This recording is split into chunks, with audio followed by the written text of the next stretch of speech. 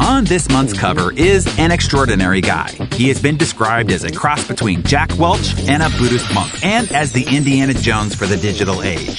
Tim Ferriss is the author of the 4-Hour book series, the latest of which, The 4-Hour Chef. He is an advisor and faculty member at Singularity University, based at the NASA Ames Research Center, which focuses on leveraging accelerating technologies to address global problems.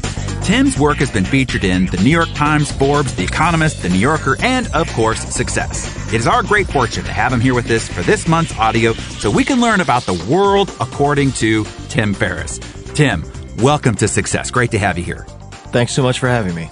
So start off by sharing your story with us here. What do you think has made you, Tim Ferriss, super successful and worthy of the cover of Success magazine? I suppose the worthy will be decided by the readers, whether I am worthy or not. But I can speak to, I think, some of the habits that I've acquired that I think have helped me to get a few things right. And I don't think you have to get everything right. And I think Warren Buffett would say the same thing. If you get a few things right, that can really take care of almost all of your goals. And in my case, I think the first was reading a piece called 1,000 True Fans by Kevin Kelly, who is a co-founding or founding editor of Wired magazine. And 1,000 True Fans is really focused, and it's free. It's available online. It's focused on identifying who your 1,000 ideal customers or users are. And once you figure out who they are, where they live, what they read, what they eat, where they go, what they watch, etc., you can address them very, very effectively in a customized way and in a very cost-effective way. And I did that, for instance, with the 4-Hour Workweek. When I wrote that, I identified that my core audience that I wanted to go after, the first 1,000 people, were tech-savvy 20 to 35-year-old males living in San Francisco and New York City who read tech publications. And that gave me immediate clarity and focus in a way that allowed me to, say, pick events like South by Southwest and so on in Austin, which allowed me to instigate that tipping point. So I'd say that's the very first thing. And when you do that, it also gives you the clarity to say no to 1,000 things. And whether you're looking at Steve Jobs or Warren Buffett, they all emphasize the importance of saying no to 99 out of 100 things. And you can only do that, though, if you have clarity of purpose, and you get that by deciding on your 1,000 true fans. So you deem yourself a lifestyle designer, and in that process, you do some pretty wild experiments using other people and often yourself as the guinea pig. Last year, I know that you did a little experiment with Andrew Hallis, which you went around hugging strangers. I mean, honestly, what on earth possessed you to conduct the experiment? And then what, of course, did you discover as a result? The hugging strangers was a very fun but also nerve-wracking experience. And there's video on YouTube for people who want to see it. But the goal here is really something that I try to keep in mind. There's a quote from, I believe it's Eleanor Roosevelt, which is, do something every day that you're afraid of or that scares you. And the wider you can expand your sphere of comfortable action, the more options you have and the more successful you can be in whatever you choose. So I will routinely schedule things like that make me uncomfortable. And I think if you can become comfortable with discomfort, it really opens up doors that you couldn't have imagined otherwise. And there are two types of stress. You have eustress, E-U-S-T-R-E-S-S, which is good stress that builds you. And then you have distress, which is perhaps the negative voices in your head that really don't help you with anything in terms of growth, but beat you down. And exposing yourself to, say, a comfort challenge where you go into a coffee shop and, like my friend Noah Kagan recommends, ask for 10% off when they give you the price. Walk into a coffee shop, they give you the price, ask for 10% off.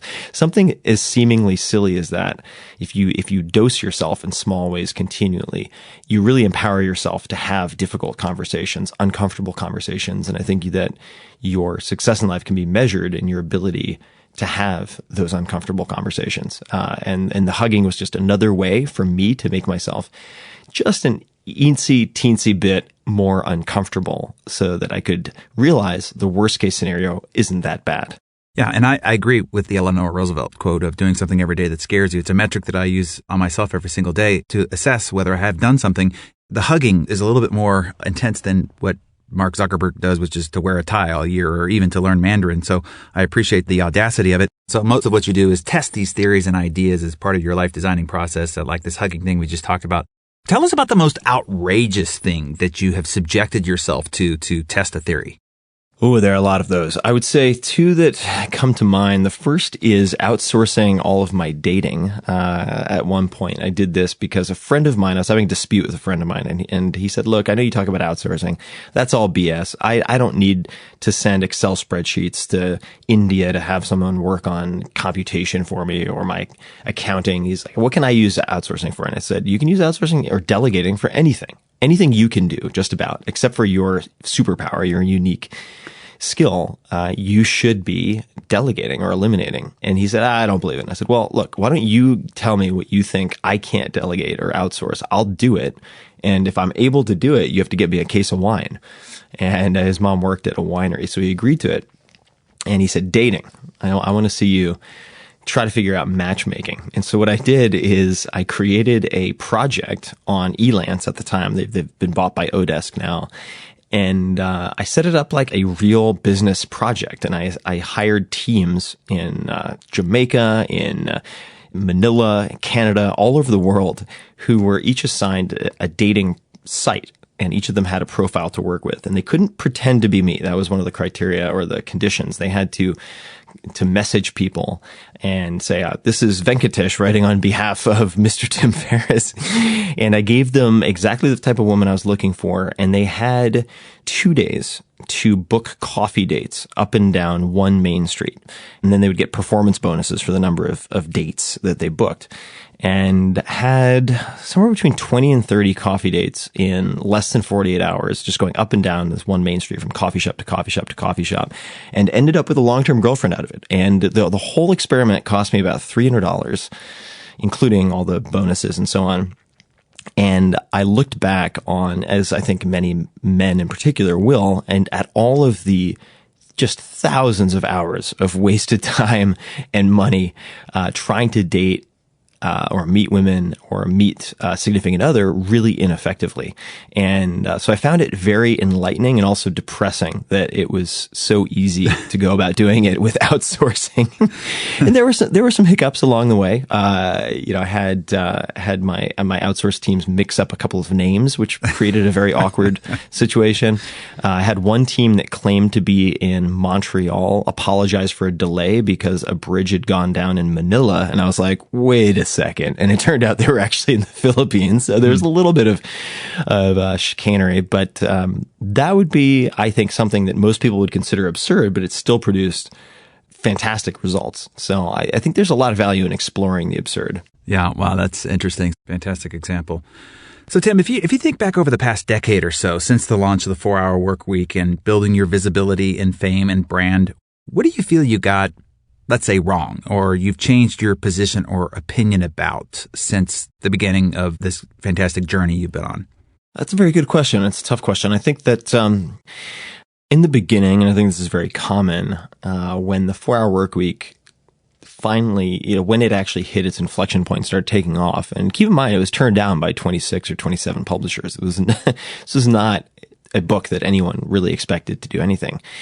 It was very hard to get published. When it hit its inflection point and then hit the New York Times list, and it stayed there for 4+ years unbroken, my initial goal with audience was to have the largest audience possible. Once I figured out the 1,000 true fans and the snowball started to grow, I wanted to have the largest audience possible. And I no longer feel that way. I think that it's not the size of your audience. It's the intimacy and quality of your audience. Mm-hmm. And I think it's very easy to imagine. A lot of people in, say, the marketing world think of the size of their list, their email list or whatever it might be, as the main measurement of value. And what I would point out is, you could go to, say, just making this up, but a like junior high school basketball game in some places and have a few thousand people in the audience.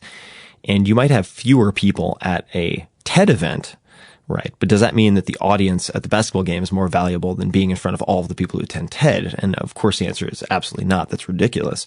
And there are many other examples that you could point to like that. Or, would you rather have the readership of the National Enquirer or the readership of Esquire magazine? Or name your outlet. And so I've become much more precise about exactly who I am writing for, or who I am creating podcasts for, or TV shows for.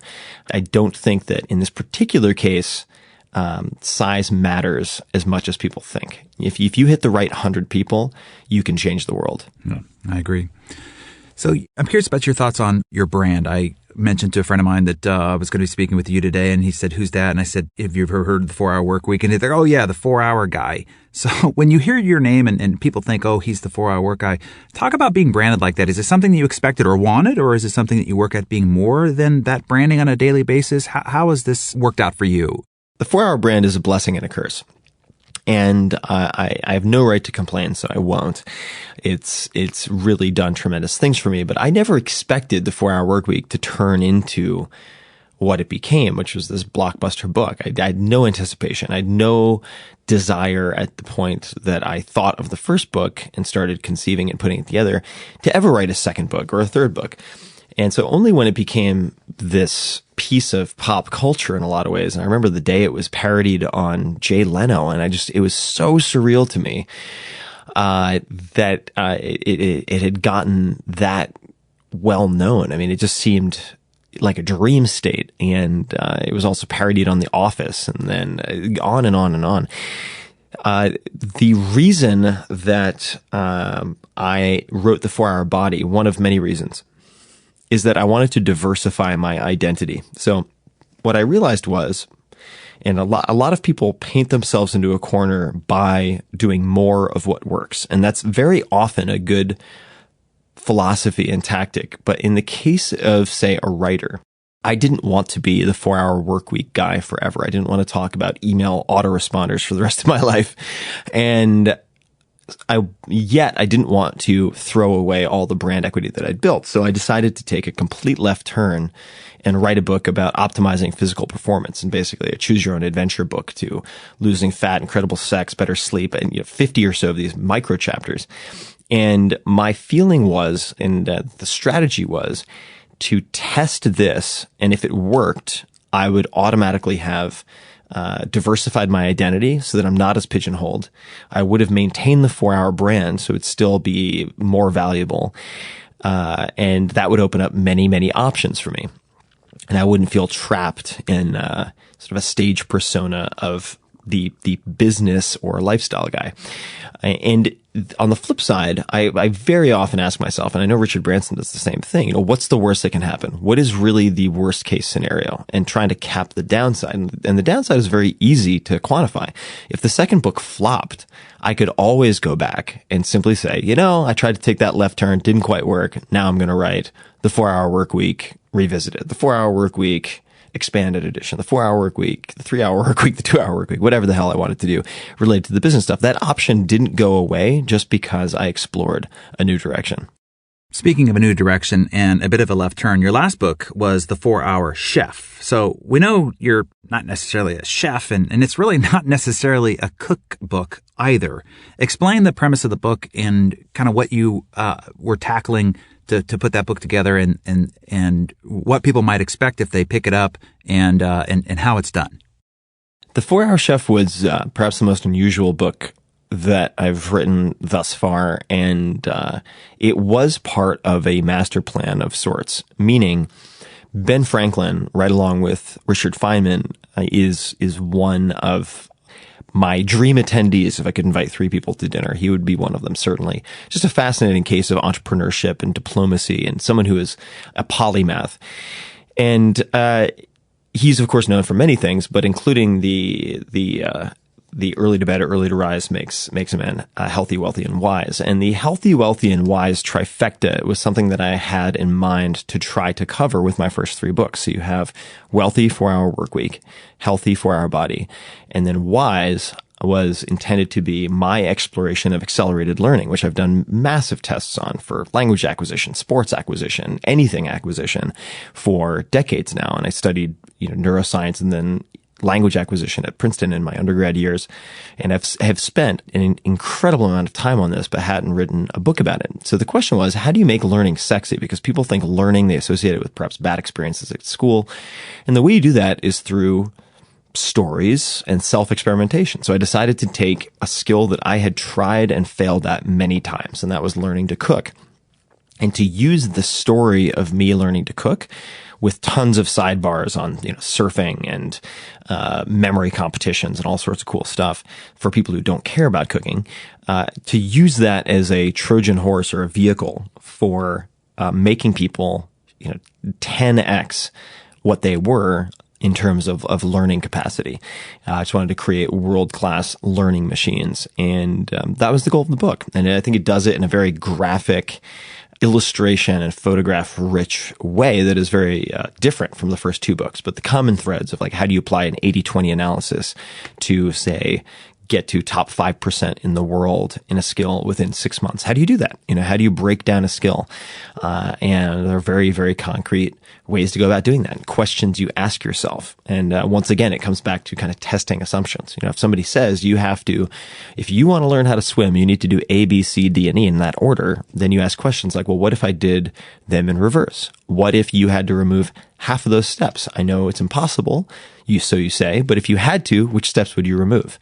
And so on and so forth. And it's just a handful of 5 to 10 questions that can really make you very quickly double your learning speed. And it's not everything incredible has to be difficult. I think this is an important thing.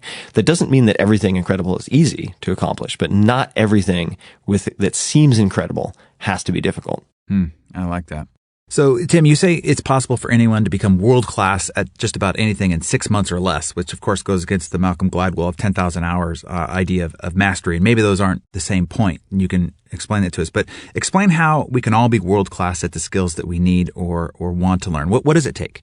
So let me provide some context and then I'll explain what it takes. The first is the 10,000 hour rule is really the 10,000 hour theory. And there are just too many counter examples for me to accept that as a valid theory for most things.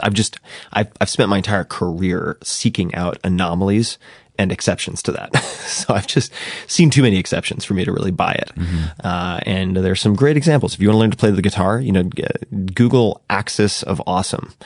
And I think it's called the 3-chord song. And they show how you can learn 3 or 4 chords and play almost every pop song you've ever heard in your life. It's a really hilarious and enlightening demonstration. Or you could look at someone like Barry Ross, who's a coach from Los Angeles, who predictably and repeatedly produces world and national champion track and field athletes. And he does it by training the deadlift. And he makes his athletes incredibly strong. And so there are 120, 130 pound girls, high school girls, who can deadlift 400 plus pounds for repetitions. And one is inclined to say, well, there's no way I could do that. Those are mutants. And I tested it on myself and I added more than 100 pounds to my deadlift in about 8 weeks. It was completely insane.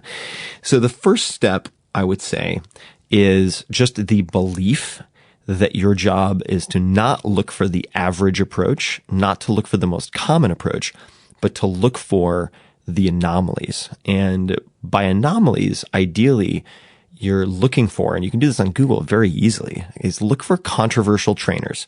Look for athletes who are good at something who shouldn't be. For instance, Paralympic athletes who have to swim without legs. Fantastic way to study swimming. And in fact, that's one of the things I did when I was looking at total immersion, because whenever I was forced to use kickboards in training, I would get exhausted, I wouldn't move, and I'd get very frustrated and embarrassed, and I'd leave and I'd quit. So I asked myself, what if I had to learn to swim without kicking?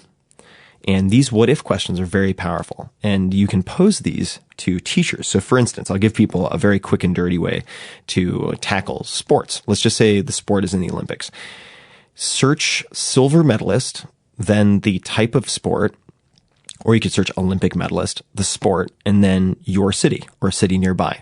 And try to find a silver medalist who did not get the limelight exposure that a gold medalist did, so they'll be easier to reach. And try to have a Skype session with them where you ask them about their chosen sport and training and so on. And there are a handful of questions that are really, really powerful. First is, who is really good at this sport who shouldn't be? In other words, they're not built for it.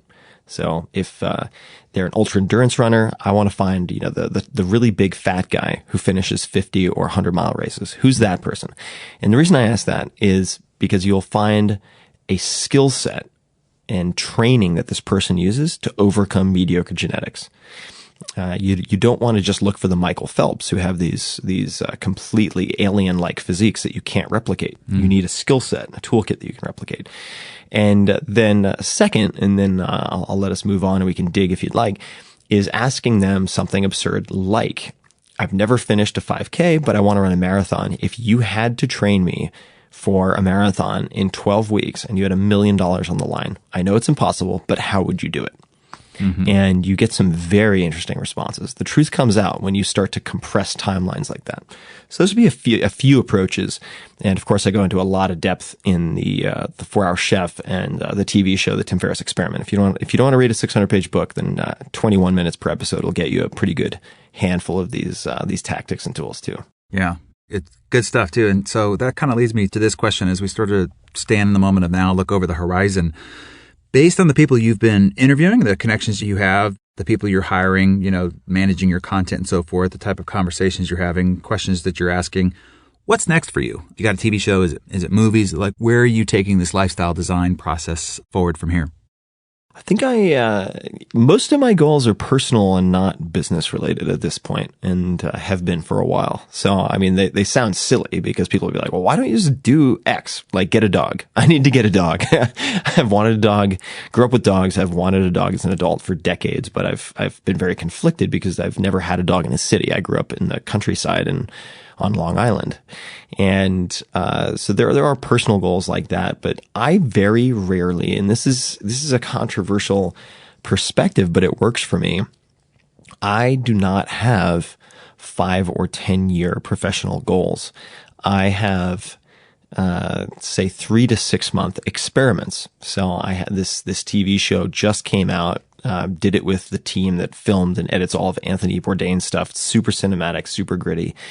And I don't know what doors that's going to open or not. So if I had a reliable 5-year plan, if you think about it, if I had a 5-year plan I thought I could realistically achieve, I would have to aim so far below my maximum potential, kind of my red line point, that I'd be selling myself short. Does that make sense? Yeah, no, absolutely. So I do these short-term experiments, and I have no idea what door will open. So if I end up talking to an amazing director and screenwriter and they say, we want to take your first book and adapt it and turn it into a feature film, I could absolutely see myself doing that. On the other hand, if someone approaches me and they say, we think your skill, we saw your TV show, and we want you to work with Rangers and Navy SEALs on language acquisition, I could see spending time on that. And I don't chase. This is another thing that might be helpful for people. I don't chase what makes me happy, because happiness is a very fleeting emotional state that can be bought with a bottle of wine or other things. It's very nebulous. It's a term that's overused a lot. And so I seek out and chase the things that excite me. And if you chase the things that excite you, excitement is, for me, kind of the cure-all. It takes care of so many other things. It's the lead domino, so to speak. It's like, that's the one thing that if you knock it over, it basically takes care of just about everything else. I do think the 5-year goals are so 20th century, and with today's hyper-flexing dynamic world and what's possible, we don't even know what 5 years looks like from today. But the answer to this question has become common. I remember when I interviewed Pete Cashmore of Mashable, I asked him what his goals were, and he said, all I'm trying to do is get better today than I was yesterday and set myself up today to be better tomorrow than I am today. And it's been a common answer to a lot of the hyperachievers is, if I had set a goal to be where I'm at right now, I certainly would have underperformed my current position. So the one thing that is seemingly encouraged, though, by those that are achievement minded is to have, 12-week goals. Like, you have an annual goal, you got a direction you're pointing your life towards, and then really focusing on like what's happening the next 12 weeks, because that's the span of time that you can really head down and get focused on, choose your priorities, stay clear and clean with, and it's a time horizon that's realistic, that the world will be somewhat similar 12 weeks down the line. No, definitely. And I'll give one more piece of advice also for people who feel overwhelmed, perhaps with choices, options, distractions. And that is a commencement speech by Neil Gaiman, who's an incredible writer, one of my favorites. Neil Gaiman, Gaiman. And it's called Make Good Art. And the Make Good Art speech is right up there with the Stanford commencement address by Steve Jobs. Those are two of my favorite videos to watch and rewatch. So those, I think, can also help really give folks the ability to take a 30,000-foot view at what they're doing, as opposed to just being stuck in the weeds in a reactive mode, which is very easy to do. And we all end up there sometimes. Before I ask my last question, this is more of a selfish question, but I think it's important for all great leaders, because I think the way you get to great answers is to ask great questions. And like you, I'm in the interview business. And so you've been developing and refining your interviewing skills. What is the question that draws the most out of a guest's personality or character that you have seen to be most poignant? Oh, that itself is a good question. I would have to do a quick run through. Let me think about this, because I've done 60 or 70 podcasts now with all sorts of characters, from Arnold Schwarzenegger to the tech icons and the billionaires like Peter Thiel, who's the first money into Facebook. What question pulls interesting things out? The one that comes to mind, and maybe it's because I just mentioned Peter Thiel, because it's a variant on a question that he asks people before he hires them or invests in their companies. But I think and this is a variation on how he phrases it, but what is something you believe that other people think is crazy? I think that's an extremely powerful question. And most top performers I've bumped into on some level have a handful of beliefs that most of the world, not necessarily all, but most of the world thinks is entirely insane. And that I find to be a useful question. So I can't resist to turn the question back on you then, for our listeners to pull out of the head of Tim Ferriss. What is a belief that you have that other people would think is crazy? There are many. Let's see. I believe this. One amazing blog post, or one amazing video, one amazing audio interview can completely change your life. And I say that from experience, because I had the experience of putting a lot of time into one blog post called From Geek to Freak, how I gained, I think it's 34 pounds of muscle in 1 month.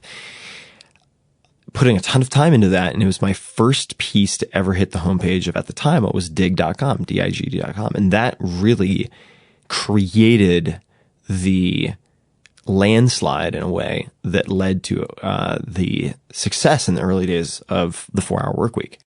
So the point being, don't focus on putting out 10 blog posts a week, 5 blog posts a day.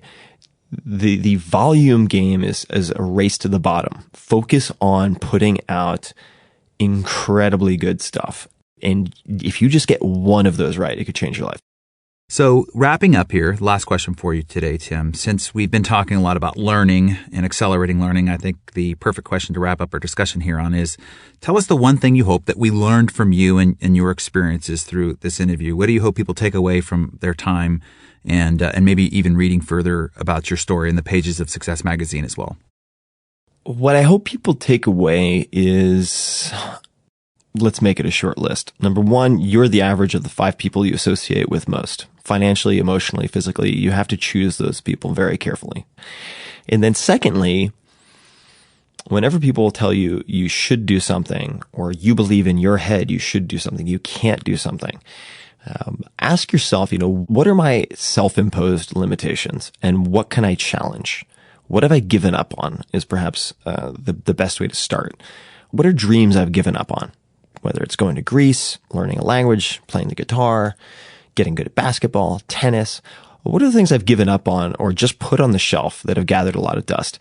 And pick one of those off the shelf and find one that you will enjoy, even if you don't become world class. That's key number one, because it improves the chances of you becoming world class also. And then commit to really digging in and making that one of your highest priorities for the next 8 to 12 weeks. And I would encourage you also to build in some accountability, some type of reward or punishment that encourages you to keep your promises to yourself. And you can use sites like coach.me, which allows you to find sort of accountability partners. Coach.me is a very good tool. Also, dietbet.com if you want to put some money on the line to lose some weight. And you can create a betting pool online with that, or stick.com, stickk.com, which can also help. And I think if people just took away that and implemented one or both of those, that 6 months from now, they and their lives could be fundamentally different and better. That's fantastic. Well, Mr. Tim Ferriss, thank you for coming in and helping our listeners improve the design of their lifestyle. And thank you so much for coming in and being with us here at Success. My pleasure, always.